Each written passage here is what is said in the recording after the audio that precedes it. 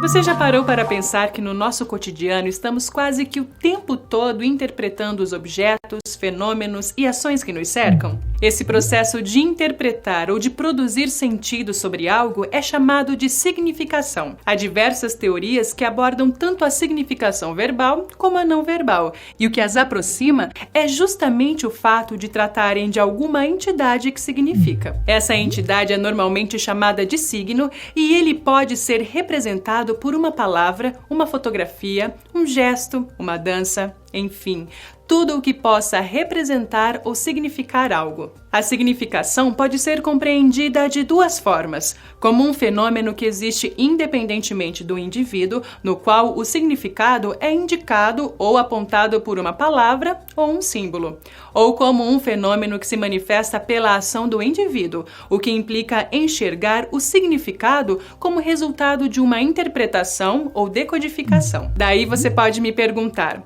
quais são as áreas que estudam a significação linguística? Bom, essa é fácil.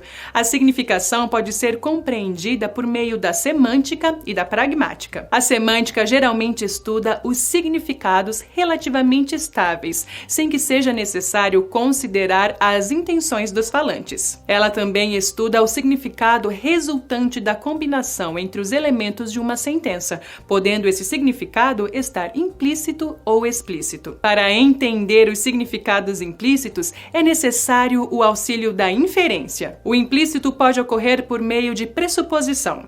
Se analisarmos, por exemplo, as frases João não parou de fumar e João parou de fumar, perceberemos que ambas têm como pressuposto o fato de que João já fumou, o que podemos inferir pelo uso do verbo parar. Outro tipo de implícito ocorre na relação de acarretamento, na qual uma verdade implica em outra. Por exemplo, se é verdade que João tem canários, também é verdadeiro dizer que João tem aves. A pragmática, diferentemente da semântica, vai além do sentido convencional e estabilizado, assim como além do estudo da sentença, pois a significação seria construída também por meio de inferências. Das inferências pragmáticas, as mais conhecidas são as chamadas implicaturas conversacionais. Podemos usar como exemplo de implicatura a situação em que uma criança diz ao pai que está com fome. Então, o pai deduz que a criança quer que ele lhe dê comida, o que representa um esforço interpretativo do contexto de fala.